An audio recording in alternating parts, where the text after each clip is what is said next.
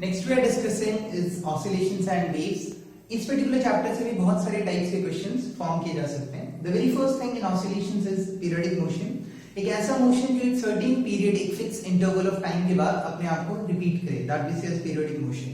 Oscillatory motion, एक ऐसा motion जो किसी मेन पॉइंट, किसी एक पर्टिकुलर पॉइंट के about to and fro motion करे, दैट मींस ऑसिलेटरी मोशन भी अपने आप को रिपीट करता है। सो oscillatory is also a type of periodic motion, but periodic motion is not oscillatory motion. Okay, oscillatory motion के अंदर एक स्पेशल काइंड होती है, दैट इज एसएचएम, एक ऐसा मोशन जिसमें एक्सेलरेशन हमेशा प्रोपोर्शनल हो किसी ऑब्जेक्ट के डिस्प्लेसमेंट के फ्रॉम द मीन पोजीशन, और प्रोपोर्शनैलिटी कुछ इस अकॉर्डिंग होनी चाहिए कि जिस डायरेक्शन में डिस्प्लेसमेंट है एक्सेलरेशन उसके ऑपोजिट डायरेक्शन में एक्ट करे। For example, like if you have a spring and spring के साथ एक मास अटैच्ड है, think of a situation right now and what exactly is happening, इसको हल्का सा हिट किया गया, तो जब इसे हिट किया गया तो after some time it will be somewhere here.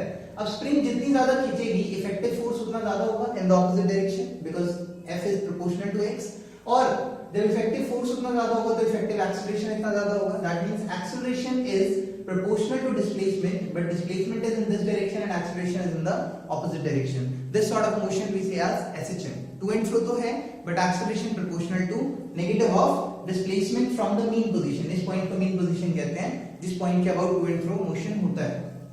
अगर इसे मतलब सॉल्व किया जाए तो acceleration is equal proportional to negative of x। इस प्रोपोर्शनैलिटी को हटाने के लिए हम एक कांस्टेंट इन्वॉल्व करते हैं, दैट इज ओमेगा स्क्वायर। कहां से आया, कैसे आया, वो सब कुछ हम अभी डिस्कस नहीं कर सकते। Omega is the angular frequency, और you can say that angular time period. Omega itself is 2 pi by capital T, angular frequency, sorry. So A is equals to minus omega square x, where omega itself is 2 pi by capital T, or 2 pi f, where f is the linear frequency. This we say as acceleration. Acceleration को लिखा जा सकता है और in other words, अगर मैं इसका force particular equation बनाऊं तो force is mass times of acceleration, it goes as m omega square x, और ma plus m omega square x is equals to 0, m times of dv by dt plus m omega square x is equals to 0, और इस dv by dt को I can write simply d2x by dt square. This becomes a second order differential equation for SHM. We simply say that d2x by dt square plus m omega square x या omega square x is equals to 0. This is the differential equation of SHM, और it is second order differential equation क्योंकि derivative के power 2 है। तो इस differential equation का हमें solution निकालना पड़ेगा, मतलब कौन से वो सारे मोशंस हैं जो सिंपल हार्मोनिक मोशन को रिप्रेजेंट करेंगे। तो इसका बेस्ट तरीका होता है, आपको एक पर्टिकुलर इक्वेशन दी जाएगी like x is equals to a sin omega t। आपको करना क्या है, इसको एक बार डिफरेंशिएट करो, इसको दोबारा डिफरेंशिएट करो, और उससे जो रिजल्ट आएगा अगर वो proportional to negative of x हो जाता है तो इसका मतलब नेगेटिव ऑफ x खुद के प्रोपोर्शनल अगर हो जाता है तो मतलब वो SHM है, अदरवाइज नहीं है। रिमेंबर, एक पीरियोडिक मोशन जरूरी नहीं हमेशा SHM हो, वो कुछ और भी हो सकता है। सो d2x by dt square proportional to negative of x। एक एग्जांपल लेते हैं, मान लो x is equals to कहा गया आपसे 2 sin omega t। अब चेक करना है कि SHM है कि नहीं, तो differentiated dx by dt it goes as 2 cos omega t into omega, derivative d2x by dt square, फिर से डिफरेंशिएट किया तो it goes as 2 omega cos omega t का derivative minus sin omega t into omega। You can see 2 sin omega t is present and it becomes minus omega square x क्योंकि ये खुद ही x है। So you can see d2x by dt square is equal to minus omega square x, hence it is SHM। तो इस तरह के situations मिलेंगे आपको। अगर मान लो x is equals to a sin square omega t होता तो ये पीरियोडिक तो है बट ये SHM नहीं है, सिंपल हार्मोनिक। तो यू नीड टू चेक कि वो सिंपल हार्मोनिक मोशन है कि नहीं है। देन सिंपल हार्मोनिक मोशन निकालने के लिए सीधा सीधा आपको इस पर्टिकुलर इक्वेशन को उसको सेटिस्फाई करना चाहिए। अब अगर मान लो मैं कहता हूं कि कोई एक particular motion simple harmonic motion है, एक एग्जांपल लेते हैं, से x is equals to a sin omega t। This is the simple harmonic motion where a is the maximum displacement जो कि वो मेन पोजीशन से कवर करता है, क्योंकि sin omega t की मैक्सिमम वैल्यू 1 होती है। x is equals to a sin omega t। तो अब हम इसका एक सर्कुलर एनालॉग रिप्रेजेंट करेंगे। एक और चीज, इसका मतलब है the simple harmonic motion, this motion is starting at mean position at t0, particle is at x equal to 0, at t something else, particle is at some other position। that means यहां से start कर रहा है और फिर पहले इधर जा रहा है, फिर इधर आ रहा है, फिर इधर जा रहा है, फिर इधर आ रहा है, मतलब कुछ इस अकॉर्डिंग मोशन हो रहा है। अगर इसको मैं एक सर्कुलर एनालॉग पे, SHM के क्वेश्चंस को सॉल्व करने का सबसे आसान तरीका होता है उसका सर्कुलर एनालॉग। अगर मैं इसको एक सर्कुलर एनालॉग पे रिप्रेजेंट करने की कोशिश करूं तो यू कैन सी अगर मैं इस पर्टिकुलर इक्वेशन को which is x is equals to a sin omega t, मतलब सिचुएशन ये है, अगर मैं इसे x कहता हूँ इसे t कहता हूँ, so this is the maximum value a and ये sinusoidal graph है। तो अगर यहाँ पे assume करें कि एक वेक्टर है which vector is rotating with some angular velocity omega starting at this location, so at any general time, let's say t, it is making some angle omega t, the radius is a because the maximum amplitude possible is a, so अगर इसका component किया जाए तो this is a cos omega t and this is a sin omega t, you can see at any general time this is a sin omega t, which is the solution, which is nothing but the particular motion. So now can I say कि अगर मान लो instead of this particular, अगर ये vector जो है ये vector यहाँ पे ऐसे रोटेट कर रहा है, तो अगर इस वेक्टर का सिर्फ वो पोर्शन देखा जाए जो कि y एक्सिस पे प्रोजेक्ट हो रहा है, तो देखो जब ये यहाँ पे था तो प्रोजेक्शन इतना था, जब ये यहाँ पे था तो प्रोजेक्शन इतना था, जब ये ऊपर था तो प्रोजेक्शन यहाँ था, मतलब इस वेक्टर की लेंथ बढ़ती जा रही है। फिर जब ये यहाँ पहुंचा तो लेंथ कम हुई, मतलब प्रोजेक्शन की वैल्यू कम हुई, फिर जब यहाँ पहुंचा और कम हुई, मतलब इफेक्टिवली जब ये वेक्टर रोटेट कर रहा है कॉन्टिन्यूअसली तो उसके साथ साथ ये लेंथ पहले बढ़ रही है, फिर उसके बाद कम हो रही है, फिर ऑपोजिट डायरेक्शन में जा रही है, फिर वापस जीरो हो रही है, मतलब it is oscillating. That means जो इसका x कंपोनेंट है या y कंपोनेंट है वो इसके साथ साथ ऑसिलेट हो रहा है, मतलब एक सिंपल हार्मोनिक मोशन को एक सर्कुलर प्रोजेक्टेड वेक्टर से रिप्रेजेंट किया जा सकता है जो कि कंटीन्यूअसली रोटेट कर रहा है। उसका अगर हम प्रोजेक्शन x या y एक्सिस पे ले लेंगे so that projection will be the motion of the particle, and ये जो पर्टिकुलर एंगल बनता है इस एंगल को हम कहते हैं फेज एंगल, कि वो कितना एंगल फॉर्म कर रहा है। यहाँ पे हम कहते हैं इनिशियल फेज इज जीरो, मतलब at t0 particle at zero angle forming zero angle. But अगर ये कहा जाता है a sin omega t plus 30 degree या प्लस pi by 6, तो उसका मतलब होता है particle is starting from this location, that means omega t plus pi by 6 t0 पे पार्टिकल का कुछ इनिशियल फेज है दैट इज pi by 6, और हम सारी सिचुएशन को उसके अकॉर्डिंग हैंडल करते हैं।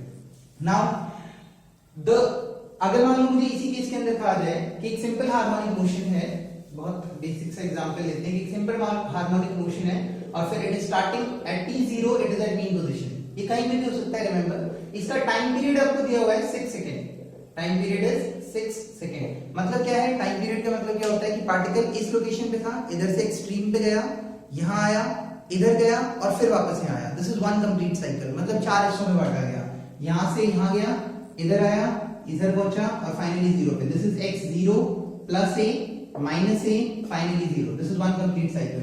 तो अगर इस पूरे में कैपिटल T टाइम लग रहा है तो this is t/4 t/4 t/4 and t/4, ये चार टुकड़ों में इस अकॉर्डिंग बढ़ जाता है। नाउ कहा गया टाइम पीरियड 6 सेकंड है, t0 पे पार्टिकल स्टार्ट हो रहा है। What is the time taken in which the particle moves from this location to somewhat से यहां पे -a/2 इस लोकेशन, मतलब यहां से घूम के यहां जाने तक का टाइम बताना है आपको। तो देखो यहां तक का t/4, यहां तक का t/4, अब t/4 t/4 t/2, बट यहां तक का कितना इस लोकेशन का जहां पे वैल्यू है a/2। तो रिमेंबर इसको सॉल्व करने का सबसे बेस्ट तरीका होता है इसका सर्कुलर एनालॉग। अगर इसको मैं सर्कल पे बनाऊं तो वेक्टर यहां से शुरू हो रहा है और आपसे कहा गया इस लोकेशन पे बताओ। तो जब ये यहां था फिर ये यहां पहुंचा, जब ये यहां पहुंचा का मतलब ओवरऑल यहां, जब ये यहां पहुंचा तो वापस यहां, मतलब ये वेक्टर घूम के यहां आ गया इस लोकेशन पर। अब a/2 मतलब -a/2, मतलब कहीं यहां, दिस इज -a/2। तो आपको चेक करना पड़ेगा कि ये एंगल कितना है। ये एंगल कैसे निकलेगा, तो x की वैल्यू कितनी थी a sin omega t। अब जैसे जैसे ओमेगा t चेंज होगा वैसे वैसे x ऑटोमेटिकली चेंज होता चला जाएगा। टाइम चेंज होगा तो ओमेगा t चेंज होगा, उसके रिस्पेक्ट में वैल्यू चेंज होगी। यू कैन सी यहां पे एक सर्कुलर एनालॉग साइड में फॉर्म किया हुआ है। दिस रिप्रेजेंट्स कि जब ओमेगा t की वैल्यू 30 होगी तो a/2 होगा, ओमेगा t की वैल्यू जब 30 होगी तो sin 30 a/2, जब 45 होगी तो a/√2 √3 a/2 and so on, कुछ इस फॉर्म में चलता रहेगा। नाउ जब -a/2 मतलब यहां पहुंचा इस लोकेशन पे, तो उस टाइम पे एंगल कितना फॉर्म हो रहा है, ये total that is 180 plus 30, 30 degree का और एंगल आया हुआ यहां पे, that means pi plus pi/6। This is the total angle form जो कि वहां पे बना होगा। और अगर ये टोटल एंगल है pi plus pi/6 that is 7 pi/6 और मुझे टोटल टाइम निकालना है, तो टाइम होता कितना है, theta is equals to omega t is equals to theta by omega, मतलब जितना एंगल ट्रेस किया यानी 7 pi/6 divided by omega 2 pi by capital T तो आपको दिया हुआ है 6 सेकंड्स, इसे आप डिवाइड कर दो, you are going to get the value that is 7/2 seconds. और व्हाटएवर इट इज, किसी भी सिचुएशन में देखो पूरे मोशन के अंदर किन्हीं भी दो लोकेशंस को अगर आपको दिया हुआ है कि मान लो यहां से बॉडी यहां पहुंची, यहां से यहां पहुंची, यहां से यहां पहुंची, तो आप वो एंगल फॉर्म करो, उस एंगल को 2 पाई बाय कैपिटल टी से डिवाइड कर दो, you will always get the time कि कितना टाइम उसे लग रहा है। Then we come up to, कई बार क्या होता है डायरेक्टली टाइम नहीं पूछते थे, talk about energy and then they ask time, मतलब एनर्जी एसोसिएटेड विद एसएचएम। तो अगर मेरे पास किसी पर्टिकुलर पार्टिकल का पोजीशन है, यानी x is equals to let's say a sin omega t plus phi general represent कर रहे हैं कि इनिशियली वो किसी भी फेज पे था, अगर मैं इसको डिफरेंशिएट करूं I get the velocity dx by dt which I will be getting as a omega cos omega t plus phi, जिसे लिखा जा सकता है omega under root a square minus x square, मतलब velocity is maximum at mean position. You can see जब x 0 होगा तो velocity maximum होगी। और सिमिलरली इसको एक बार फिर से डिफरेंशिएट करेंगे तो will get the acceleration minus omega square x, this will be the acceleration. Acceleration की मैक्सिमम वैल्यू कितनी होगी, तो जब x की वैल्यू मैक्सिमम होगी यानी a, तो a is equals to minus omega square capital A, that is the amplitude. मेरे पास वेलोसिटी आ गई, तो अगर वेलोसिटी आ गई तो मैं काइनेटिक एनर्जी निकाल सकता हूं half m v square, it goes as half m omega square a square minus x square, this is the kinetic energy. Similarly potential energy वो होता है वर्क डन यानी f dx, जब उसे सॉल्व करेंगे f होता है m a को लिख सकते हैं ओमेगा स्क्वायर x, इसे सॉल्व करेंगे we will get half m omega square x square. This is the potential energy, this is the kinetic energy, that means the total energy comes out to be in दोनों का सम and it comes out to be half m omega square a square which is the constant. That means kinetic energy half m omega square को k कह देते हैं कुछ constant, तो half k a square minus x square, this is half k x square and total energy is half k a square। कई बार इनको आपस में रिलेट किया जाता है, that means find the location या find the time taken particle को एक लोकेशन से दूसरे लोकेशन तक जाने का जहां पे काइनेटिक एनर्जी पोटेंशियल के बराबर थी। तो काइनेटिक एनर्जी ये है, पोटेंशियल एनर्जी ये है, दोनों को इक्वेट करो आपको x की वैल्यू मिल जाएगी। वो x की वैल्यू चेक करो सर्कल में कहां पे है, किन-किन लोकेशंस पे है। रिमेंबर यहाँ पे प्लस माइनस को आप नेग्लेक्ट नहीं कर सकते क्योंकि प्लस पे भी एनर्जी हो सकती है उतनी ही और माइनस पे भी उतनी एनर्जी हो सकती है। तो उन लोकेशन को यहाँ पे चेक करो, वो एंगल देखो और उस एंगल से आप उसको मतलब 2 पाई बाय कैपिटल टी यानी ओमेगा को डिवाइड कर दो, you will get the time. Other thing energy की अगर बात की जाए काइनेटिक एनर्जी या पोटेंशियल एनर्जी की, तो अगर मान लो पार्टिकल की फ्रीक्वेंसी f है जिस पे वो घूम रहा है, तो एनर्जी यानी काइनेटिक एनर्जी या पोटेंशियल एनर्जी की फ्रीक्वेंसी 2f होती है। क्यों? क्योंकि जितनी देर में एक कंप्लीट साइकिल होती है उतनी देर में काइनेटिक एनर्जी 2 बार कंप्लीटली चेंज हो जाती है, मतलब 2 साइकिल्स रिपीट करती है। Similarly potential energy 2 cycles repeat करती है। इसका ग्राफ हम एक बार पहले बना चुके हैं, it is something like in this manner, this is the case, this we say that x0 k is maximum and this is potential energy which is maximum, and that is the case of total energy which is constant, that is half times of k a square. This is something what we say as simple harmonic motion की energy और time period वगैरह निकालने का particular case. Graphs आप assume कर सकते हो कि अगर मान लो साइनसॉइडल कर रहे हैं so it is simply the position versus time. xt अगर मैं कहता हूं a sin omega t, vt it will B cosine, मतलब ये 90 डिग्री के फेज पे चेंज होगा, तो it will be something like this 90 degree आ गई। And at that will be exactly opposite, क्योंकि डेफिनेशन ये कहती है कि acceleration has to proportional to displacement but in the opposite direction. So here we get the acceleration versus time. And then we have different cases of SHM. We have pendulum, spring mass system, etc. कोई भी particular case दिया हो उसका अगर आपको time period निकालना हो, calculate करना हो, तो उसका बेस्ट सुटेबल तरीका होता है अब वो फोर्स कैलकुलेट करो जो उस पर्टिकुलर बॉडी को मेन पोजीशन तक वापस लेके आ रहा है। Let's say take an example spring के केस में अगर मान लो ये पर्टिकुलर मास अटैच्ड है, तो अगर मैंने इसे पुश किया, हिट करके छोड़ दिया, तो वो कौन सा फोर्स है जो इस स्प्रिंग को वापस मेन पोजीशन तक लेके आ रहा है, दैट इज kx पीछे की तरफ, तो वी राइट f रिस्टोरिंग। अब f रिस्टोरिंग कैलकुलेट कर लो, बाकी सारा काम अपने आप खत्म हो जाता है। f रिस्टोरिंग इज -kx, ये आपने निकाल लिया। f होता है ma is -kx, so a becomes -k upon m into x, you can see a is proportional to x, SHM। ये जो बची हुई टर्म ये ओमेगा स्क्वायर होगी कंपेयर करने पे, तो omega square is k by m, time period आ गया 2 pi under root m upon k, जो भी ओमेगा स्क्वायर है उसको पलट दो, या तो आप ऐसे सोच सकते हो ओमेगा को आप लिखो 2 पाई बाय t का whole square and then solve it further, यहां से आपके पास टाइम पीरियड आ जाएगा। ये एक स्प्रिंग का केस है। लेकिन स्प्रिंग्स सीरीज में भी कनेक्टेड होती है, पैरेलल में भी कनेक्टेड होती है, बहुत सारे केसेस होते हैं। तो अगर स्प्रिंग सीरीज में है, मतलब एक के बाद एक ऐसे अटैच्ड है, और उस केस में तो K1 K2 K3 मान लो इनके कांस्टेंट्स हैं, तो K इफेक्टिव डिफाइन किया जाता है सीरीज में 1 by K effective is 1 by K1 plus 1 by K2 plus 1 by K3 something like that. And अगर पैरेलल में है, पैरेलल का मतलब क्या है कि एक स्प्रिंग है, एक दूसरी स्प्रिंग है, यहाँ पे ऐसे कनेक्टेड है, ये एक मास है, मतलब दोनों स्प्रिंग में इलोंगेशन या कंप्रेशन बराबर हो रहा है, तो K इफेक्टिव होता है K1 plus K2। कई बार कंफ्यूज करने के लिए पैरेलल का एक और केस दिया जाता है, ये भी पैरेलल होता है कि अगर एक स्प्रिंग है, यहाँ पे मास है और बीच में एक यहाँ पे एक और स्प्रिंग है, ये पैरेलल का ही केस है। दैट मींस यहाँ पे K इफेक्टिव भी K1 plus K2 ही होगा। तो आपको सिर्फ K इफेक्टिव चेंज करना है, अगर स्प्रिंग की कॉन्फ़िगरेशंस को चेंज किया जाता है तो आप सीरीज पैरेलल सॉल्व कर सकते हैं, उसके रिस्पेक्ट में वैल्यूज आ जाएंगी। इसी में कई बार रेशियो प्रोपोर्शन से भी क्वेश्चन आ जाता है कि स्प्रिंग को कट कर दिया गया, तो बताओ क्या होगा। तो अगर स्प्रिंग ये है मेरे पास और मान लो एक स्प्रिंग थी, स्प्रिंग को 2:3 के रेशियो में काट दिया गया, तो रेशियो को समझने का सबसे आसान तरीका होता है जो भी स्प्रिंग की टोटल लेंथ थी उसको जिस रेशियो में काटा उन दोनों रेशियोज को ऐड करो, मतलब 2 plus 3, और उस स्प्रिंग के उतने बराबर टुकड़े कर दो। मतलब अब इसके मैं 5 अलग अलग टुकड़े कर देता हूं, तो इसके 5 टुकड़े अगर होंगे तो स्प्रिंग जब छोटी हो रही है ना, स्प्रिंग कांस्टेंट इनटू लेंथ ये हमेशा फिक्स होना चाहिए। मतलब अगर लेंथ अगर L/5 हो गई हर टुकड़े की, तो स्प्रिंग कांस्टेंट 5 टाइम्स बढ़ जाता है। It is 5k 5k 5k 5k and 5k।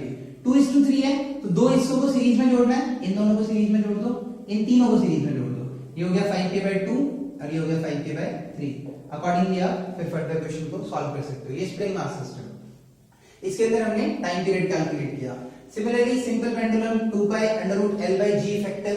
अब इसका केस कैसे आता है, तो अगर मान लो मैं कहता हूं we have a particular pendulum attached to its string, इसको इधर खींचा, यहाँ पहुंचे, ये स्मॉलर डिस्टेंसेस के लिए होता है, ये भी ध्यान रखना। तो अगर इसको यहाँ पे रखा तो this is mg cos theta, if this angle is theta, mg cos theta, this is mg sin theta। अब mg sin theta is the force जो से वापस लेके जा रहा है, and theta is very small, so I can say that f restoring is minus mg theta because sin theta itself is theta जब value small है तो f is equals to a ma, तो m से m cancel हो गया, minus g theta. अगर ये displacement x है, ये l है, तो थीटा बिकम्स x/l, एक्सेलरेशन आ गया माइनस g/l into x, ये बन गया ओमेगा स्क्वायर, टाइम पीरियड आ गया 2π√L/g। अब यहाँ पे भी g इफेक्टिव, मतलब सिचुएशन ऐसी है कि गाड़ी के अंदर सिंपल पेंडुलम रखा हुआ है, ये सिंपल पेंडुलम है और फिर ये गाड़ी है, गाड़ी के अंदर वो पर्टिकुलर गाड़ी a एक्सेलरेशन से इस तरफ मूव कर रही है, तो इस पे एक सूडो फोर्स लगेगा इस तरफ और नीचे की तरफ mg, तो g इफेक्टिव आएगा √a² + g², so therefore time period change हो जाएगा 2π√L/√g² + a²। तो जो भी g की वैल्यू है उसके अकॉर्डिंग हम वैल्यूज को हमेशा चेंज करेंगे। वी हैव डिफरेंट केसेस और उन सबके टाइम पीरियड्स यहां पे मैंने लिखे हुए हैं, that is pendulum, U-ट्यूब, oscillating cylinder. अर्थ के अंदर अगर मैंने एक टनल बना दिया तो फिर इसके अलोंग जो टाइम पीरियड होता है, that time period comes out to be 2π/R/g। This is the time period and इसकी वैल्यू कुछ 83-84 मिनट्स होती है, आई डोंट रिमेंबर एग्जैक्टली। ये टनल चाहे यहां बनाया जाए या कहीं पे बनाया जाए, टाइम पीरियड सेम ही रहेगा, कोई फर्क नहीं पड़ता। So this is these are few cases of time periods. अगर मुझे निकालने हो इनकी एनर्जीज आप कैलकुलेट कर सकते हो। ये सारे लीनियर के केसेस थे। कई बार सिचुएशन रोटेशन की भी बन जाती है, तो जैसे यहाँ पे हमने a = -ω²x लिखा है, रोटेशन में यही सिचुएशन बन जाती है α = -ω²θ। मतलब अगर कल को सिचुएशन ऐसी है कि मान लो आपके पास एक पर्टिकुलर बॉडी है, इस बॉडी को, इट्स अ रिजिड बॉडी, इस बॉडी को यहां से हिंज किया गया और हिंज करके हल्का सा टिल्ट कर दिया गया, तो ये ऑसिलेट करेगा, इसका टाइम पीरियड कितना होगा। तो अगर मान लो ये बॉडी थोड़ी टाइम बाद नहीं यहां पहुंची, कुछ ऐसे, तो इसका सेंटर ऑफ मास कहीं है, अज्यूम mg नीचे की तरफ एक्ट करेगा, हिंजिंग पॉइंट ये है, इस डिस्टेंस को मैं कुछ d मान लेता हूं। तो यहां पे बॉडी पे टॉर्क लगेगा, तभी ये वापस घूमेगा, इस तरफ आ रहा है। तो अगर ये टॉर्क लगेगा, मान लो ये एंगल कुछ थीटा था, तो अगर टॉर्क लगेगा तो here we have restoring torque instead of restoring force. तो इसका एक कंपोनेंट इधर mg cos थीटा और एक कंपोनेंट इधर mg sin थीटा। जो mg sin थीटा है वो टॉर्क लगाएगा, तो रिस्टोरिंग टॉर्क कितना होगा, tau restoring mg sin theta. Torque होता है force into perpendicular distance, perpendicular distance is d, तो mg sin theta into d, this is the torque, we'll put a negative sign here. Now tau itself is I alpha, moment of inertia into angular acceleration, that becomes minus mg sin theta into d। अगर theta बहुत छोटा है तो I can say minus mg d theta, sin theta itself will become theta. अगर ये situation है, I itself can I write mk square, mm will get cancel out, but there is an issue, there is a problem। ये body इस point के about घूम रही है। जो mk स्क्वायर हम लिखते हैं, हम नॉर्मली सेंटर ऑफ मास के अबाउट लिखते हैं, जो भी पर्टिकुलर सिस्टम है उसके लिए हम सेंटर ऑफ मास के अबाउट लिखते हैं। तो इसका बेटर तरीका है कि आप इसके अंदर पैरेलल एक्सिस थ्योरम लगा दो। आपको सेंटर ऑफ मास के अबाउट mi पता है, आपको इसके अबाउट चाहिए, तो mi हो जाएगा total mk square plus md square, मतलब प्लस d स्क्वायर। m से m cancel, alpha is equals to minus gd upon k square plus d square into theta. ये जो पूरी टर्म है ओमेगा स्क्वायर है, तो टाइम पीरियड आ गया 2 pi under root k square plus d square upon gd। ये शायद थोड़ा कंफ्यूजिंग लग सकता है अभी। देखो जो d है, d is the distance between the hinging point and the center of mass and k is the radius of gyration of the body about the center of mass। जैसे एक एग्जांपल लेते हैं, मान लो एक रॉड है और इस रॉड को इस पर्टिकुलर पॉइंट से हिंज किया गया, और हिंज करने के बाद L लेंथ की रॉड है, इस रॉड को टिल्ट किया गया और इसके बाद इसको ऑसिलेट करने के लिए छोड़ दिया। रॉड का सेंटर के अबाउट जो मोमेंट ऑफ इनर्शिया होता है वो होता है ml²/12। तो k की वैल्यू हो गई L/√12। मुझे k स्क्वायर चाहिए वैसे, L²/12। तो टाइम पीरियड कितना होगा आप डायरेक्टली पुट कर सकते हो, 2 pi under root k square मतलब L²/12 प्लस d स्क्वायर, कितनी दूर है L/2, तो L²/4 upon g into d, L/2। This is the answer, this is the time period of this bar pendulum. तो कोई भी ऐसी कोई सिचुएशन हो तो आप इसको इस अकॉर्डिंग डील कर सकते हो। नेक्स्ट वी हैव अगर ऑसिलेशन डैम्प करे। देखो इससे अगर क्वांटिटेटिव क्वेश्चन पूछा जाए तो बहुत ज्यादा मैथमेटिक्स इन्वॉल्व होती है उसके अंदर, that is why they last only qualitative situation. Damped या फोर्स ऑसिलेशन क्या होता है? डैम्प्ड ऑसिलेशन होता है कि ऐसा ऑसिलेशन जिसका एम्पलीट्यूड फॉल करता चला जाए। रिमेंबर ओनली एम्पलीट्यूड फॉल करता चला जाए, टाइम पीरियड पे कोई फर्क नहीं पड़ता। तो amplitude will go something in this manner, it will finally fall to 0। Exponentially decay होता है, ये धीरे धीरे एक्सपोनेंट के फॉर्म में फॉल करता चला जाता है। Time period remain same, time period पे कोई फर्क नहीं पड़ता। फोर्स ऑसिलेशन क्या होता है? झूला है, आपने झुला दिया, वो धीरे धीरे डैम्प कर रहा है, फिर उसके बाद जैसे ही वो डैम्प करने वाला है मतलब कंप्लीटली फॉल हो रहा है, तो आपने उसे फिर से पुश किया और उसी कॉन्टिन्यूअस फोर्स से आप भी मूव करने लगे, मतलब आप फोर्स भी ऑसिलेटरी लगा रहे हो, तो उस ऑसिलेशन को कहते हैं फोर्स ऑसिलेशन। और जिस टाइम पे एक्सटर्नल फोर्स की फ्रीक्वेंसी मूवमेंट ऑफ फ्रीक्वेंसी मतलब फ्रीक्वेंसी ऑफ मूवमेंट से मैच कर जाती है तो उस कंडीशन को कहा जाता है रेजोनेंस, और उस टाइम पे सिस्टम के अंदर मैक्सिमम एनर्जी इवॉल्व होकर आती है। That means when the frequency of the external frequency matches with the frequency of the swing, that becomes the resonating frequency. So this is something what we call as oscillatory motions and oscillations. तो इसके respect में आप time period वगैरह calculate कर सकते हो। Then we have waves. There are many kinds like mechanical waves, non-mechanical waves, matter waves, etc. इन सब के अंदर मैकेनिकल जिसके अंदर मीडियम रिक्वायर्ड होता है, नॉन मैकेनिकल मीडियम की रिक्वायरमेंट नहीं होती, और मैटर वेव्स प्रोबेबिलिस्टिक डिस्ट्रीब्यूशंस होते हैं, डी ब्रॉगली ने दिए थे एक्सेट्रा। देन इन सब के अंदर डिफरेंट पार्ट्स होते हैं लाइक ट्रांसवर्स, लॉन्गिट्यूडनल। ट्रांसवर्स वो जिसमें वाइब्रेशंस परपेंडिकुलर होती हैं प्रोपगेशन के, एंड लॉन्गिट्यूडनल वो जिसमें वाइब्रेशंस और प्रोपगेशन दोनों एक ही डायरेक्शन में होते हैं, जैसे sound is a longitudinal wave and string waves are transverse waves. Then we have travelling waves. Travelling waves क्या होती हैं? जो कि ऑब्वियसली ट्रैवल कर रही हैं, किसी जैसे रोप है, रोप को आपने किसी स्ट्रिंग मतलब कहीं से टाई किया हुआ है, फिर उसके वजह से खींच के एक जर्क प्रोवाइड कर दिया, तो जो लंप है वो लंप ट्रैवल करके जाता है, that we see as a travelling wave. Travelling wave की जनरल इक्वेशन लिखी जाती है x माइनस vt। कोई भी फंक्शन जो कि x माइनस vt या vt माइनस x के फॉर्म में लिखा हुआ हो वो एक ट्रैवलिंग वेव को रिप्रेजेंट कर सकता है। Remember it is not necessary that it has to B sign, cos और anything like that. Any function represented in the form of x minus vt can represent a particular traveling wave, like e to the power I x minus vt. This is also a equation of a traveling wave. Y is equals to this. So this is a traveling wave. Now, यहाँ पे जो v होती है ये propagation की speed होती है, वो किस direction में मतलब propagate कर रहा है। और अगर ये vt minus x है तो इसका मतलब wave is traveling, या x minus vt या vt minus x है तो इसका मतलब wave is traveling in positive x direction। और y का मतलब है कि जो वाइब्रेशंस हैं they are perpendicular, vibrations are perpendicular, travelling is in positive x। अगर यही होता vt प्लस x तो ये हो जाता है travelling in negative x and propagation is still in y, मतलब vibrations are still in y and propagation is negative x। मतलब यहाँ पे अगर पॉजिटिव साइन इन्वॉल्व है, फिलहाल के लिए इतना ध्यान रख सकते हो, यहाँ पॉजिटिव साइन इन्वॉल्व है तो negative x, negative sign involve है तो पॉजिटिव x। यहाँ x है ये प्रोपगेशन है, अगर यहाँ z होता तो z प्रोपगेशन होता, यहाँ अगर y होता तो y प्रोपगेशन होता, बट अगर यहाँ भी y और यहाँ भी y है तो ये चीज पॉसिबल नहीं है क्योंकि vibration has to be perpendicular to the propagation in case of transverse wave. Generally हम ये इक्वेशन यूज करते हैं y equals to a sin kx minus omega t, जहां पे k होता है 2 pi by lambda angular wave number and omega होता है angular frequency that is 2 pi by capital T।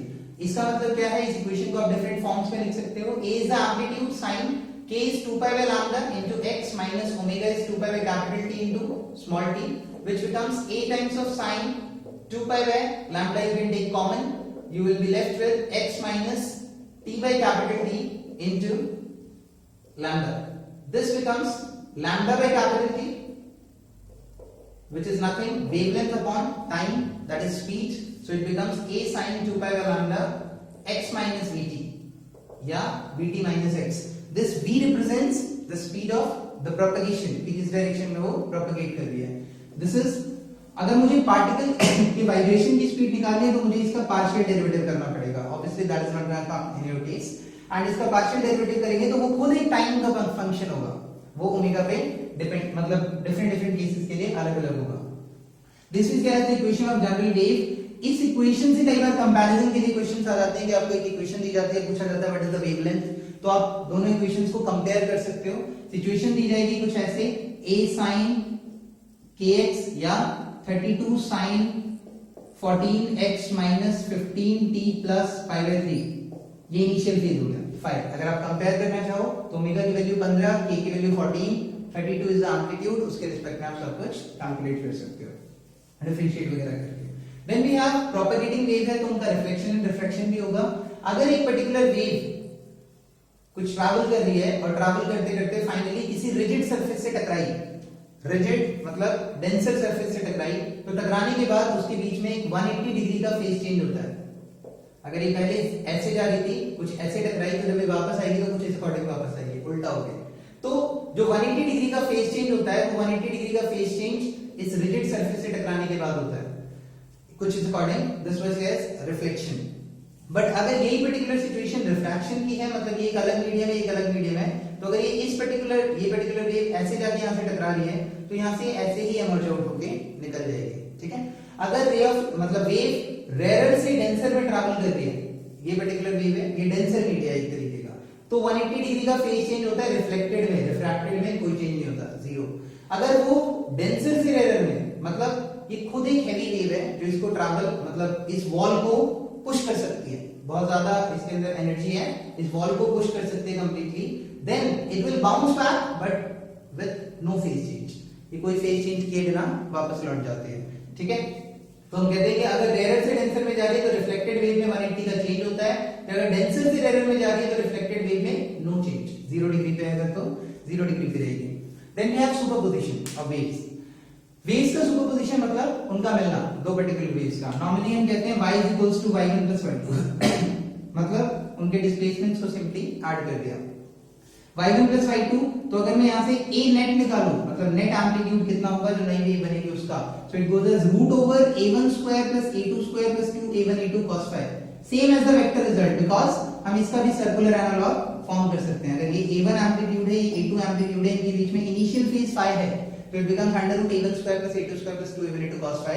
और फिर ये कंस्ट्रक्टिव होता है जब हम कहते हैं phi 0 है, और डिस्ट्रक्टिव होता है जब हम कहते हैं phi 180 है, that is a1 minus a2, उल्टा a max and a min।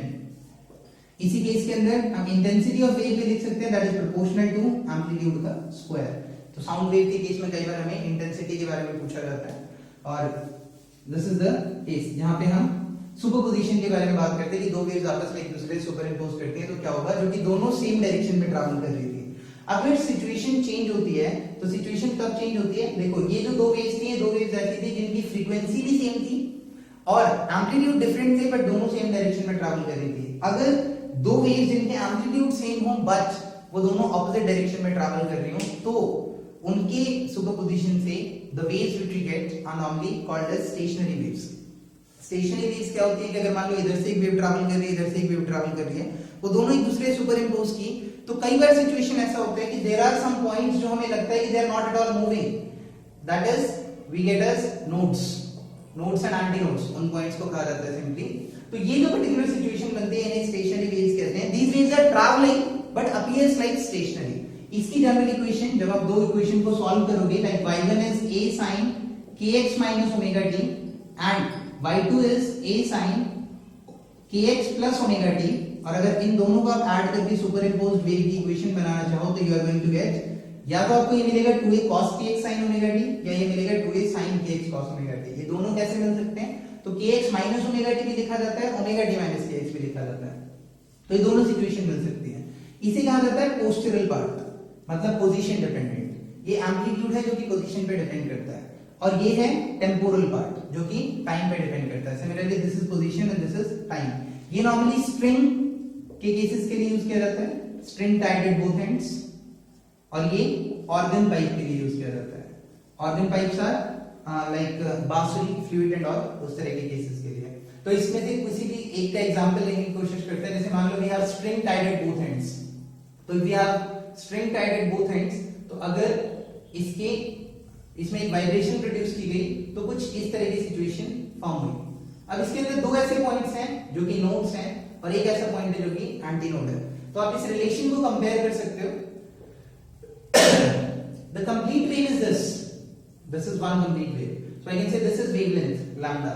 तो अगर ये डिस्टेंस l है तो I can say that l is nothing but lambda by 2। I get a relation, ये कहलाता है फर्स्ट हार्मोनिक। अगर मैं सेकंड हार्मोनिक की बात करूं तो सेकंड हार्मोनिक बनेगा कुछ ऐसा, जिसके अंदर तीन नोड्स होंगे और दो एंटी नोड्स होंगे। Here I can say L is equals to lambda, और I can say 2 lambda by 2. Similarly third के लिए मिलेगा L is equals to 3 lambda by 2 and so on। n के लिए मिलेगा L is equals to n lambda upon 2। और अगर ये कुछ सिचुएशन बनती है तो lambda becomes 2l by n। lambda is velocity, or you can say that lambda upon capital T is speed। तो lambda into frequency is speed, so lambda becomes v upon frequency, so this becomes v upon frequency। frequency becomes nv by 2l, मतलब frequency of nth harmonic is proportional to velocity as well as to length and to also proportional to n। कि किस particular case के बारे में बात की जा रही है। that is why जो गिटार होती है, गिटार की स्ट्रिंग्स पे डिफरेंट लोकेशंस पे जब आप प्रेस करते हैं तो उसकी वजह से फ्रीक्वेंसी चेंज होती है। जब लेंथ कम होगी तो फ्रीक्वेंसी बढ़ेगी, जब कम होगी। ये केस है। सिमिलरली ऑर्गन पाइप के लिए यही पर्टिकुलर फ्रीक्वेंसी जनरेट होकर आती है। ये वो केसेस है जब टाइड एट बोथ एंड्स, या वैसी सिचुएशन है जिसके अंदर दोनों लोकेशंस पे नोड्स फॉर्म हो रहे हैं। अगर टाइड एट वन एंड होता तो सिचुएशन ऐसी होती है कि the wave gets form something in this way, और अगर ये कुछ सिचुएशन है तो here L becomes lambda by 4, in next case it becomes 3 lambda by 4, in next case it becomes 5 lambda by 4, and effectively we get lambda is equals to, या L is equals to 2n plus 1 या 2n minus 1 lambda by 4। यहाँ से आप फिर से frequency निकाल सकते हो सिमिलर मैनर पे जैसे हमने यहाँ से कैलकुलेट की थी, एंड ये आपको मिल जाएगा क्लोज्ड ऑर्गन पाइप या string tied at one and के लिए। This is the situation.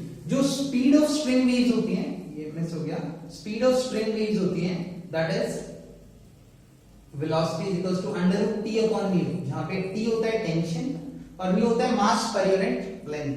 Similarly speed of sound waves जो होती हैं या लॉन्गिट्यूडिनल वेव्स, वो होती है under root B upon rho, जहां पे बी होता है बल्क मॉड्यूलस और रो होता है the particular density of the air, जिसके बारे में हम बात कर रहे हैं। यहाँ पे normally it comes out to be 332.5 meter per second or something like that।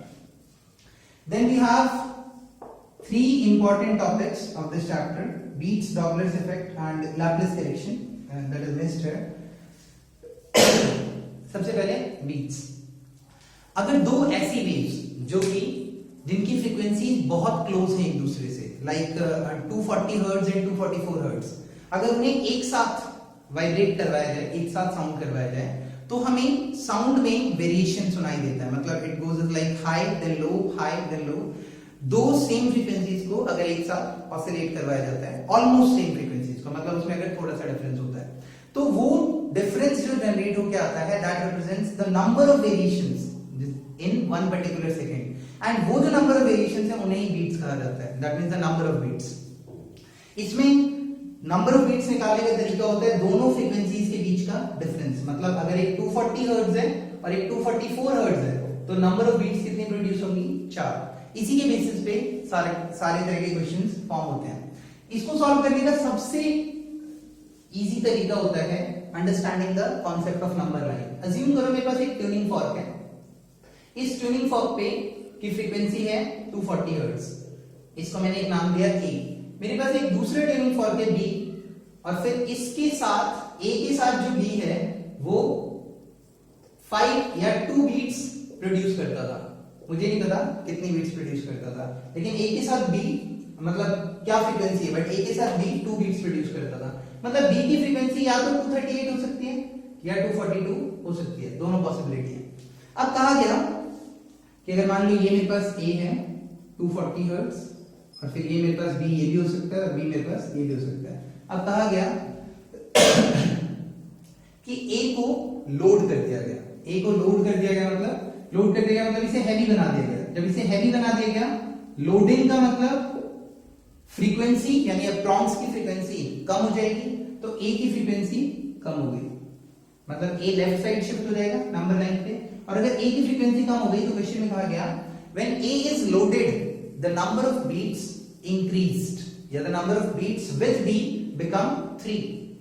That means A को लोड करने पे नंबर ऑफ बीट्स अब 3 हो गई, तो A को लोड किया तो A की फ्रीक्वेंसी कम हुई, और जब A की फ्रीक्वेंसी कम हुई तो डिफरेंस इसके साथ बढ़ा या इसके साथ बढ़ा, तो डिफरेंस इसके साथ बढ़ा और नंबर ऑफ बीट्स अब कितनी हो गई? 3। मतलब सिचुएशन क्या रही होगी?